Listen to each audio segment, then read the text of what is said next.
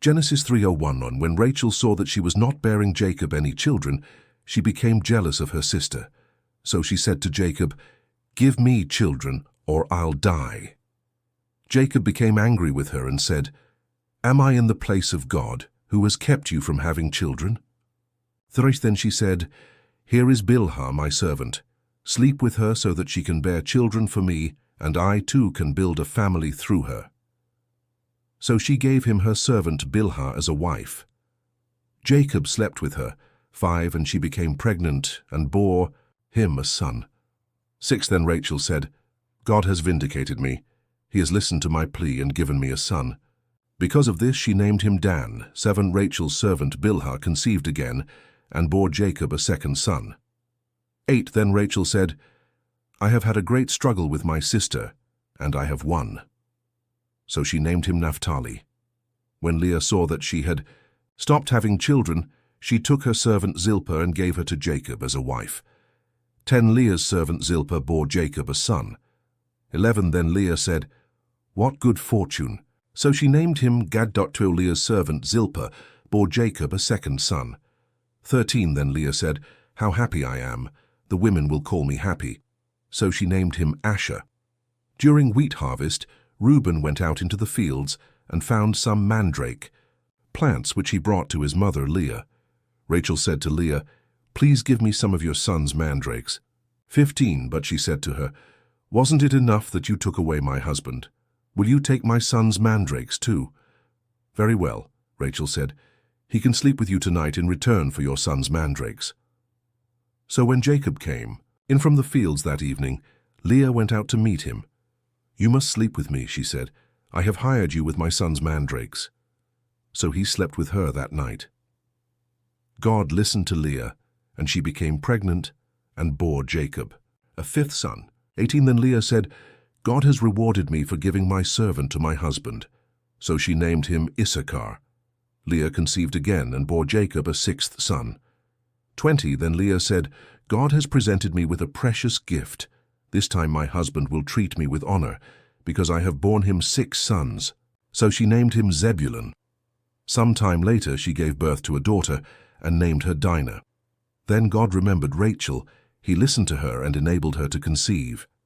23. She became pregnant and gave birth to a son and said, "God has taken away my disgrace." 24. She named him Joseph and said, "May the Lord add to me another son." Jacob's flocks increase. 25. After Rachel gave birth to Joseph, Jacob said to Laban, "Send me on my way so I can go back to my own homeland." 26. Give me my wives and children, for whom I have served you, and I will be on my way. You know how much work I've done for you. But Laban said to him, "If I have found favor in your eyes, please stay. I have learned by divination that the Lord has blessed me because of you." 28. He added, "Name your wages, and I will pay them." 29. Jacob said to him, "You know how I have worked for you and how your livestock has fared under my care." 30. The little you had before I came has increased greatly, and the Lord has blessed you wherever I have been. But now, when may I do something for my own household? "Dimon, what shall I give you?" he asked. "Don't give me anything," Jacob replied. "But if you will do this one thing for me, I will go on tending your flocks and watching over them. 32. Let me go through all your flocks today, and remove from them every speckled or spotted sheep, every dark-colored lamb, and every spotted or speckled goat. They will be my wages."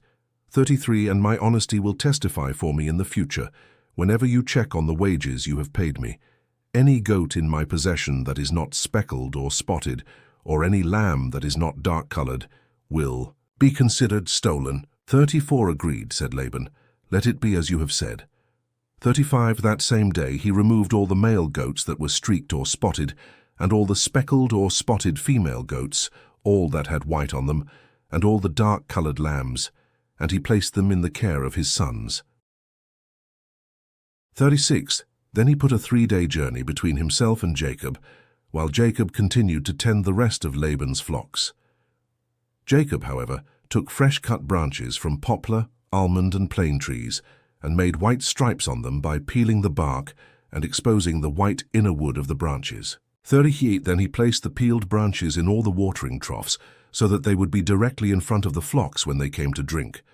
When the flocks were in heat and came to drink, 39 they mated in front of the branches, and they bore young that were streaked or speckled or spotted.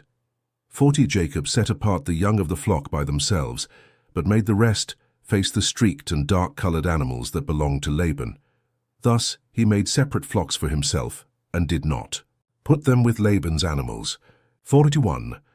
Whenever the stronger females were in heat, Jacob would place the branches in the troughs in front of the animals, so they would mate near the branches. 42. But if the animals were weak, he would not place them there. So the weak animals went to Laban, and the strong ones to Jacob. 43. In this way the man grew exceedingly prosperous and came to own large flocks, and female and male servants, and camels and donkeys.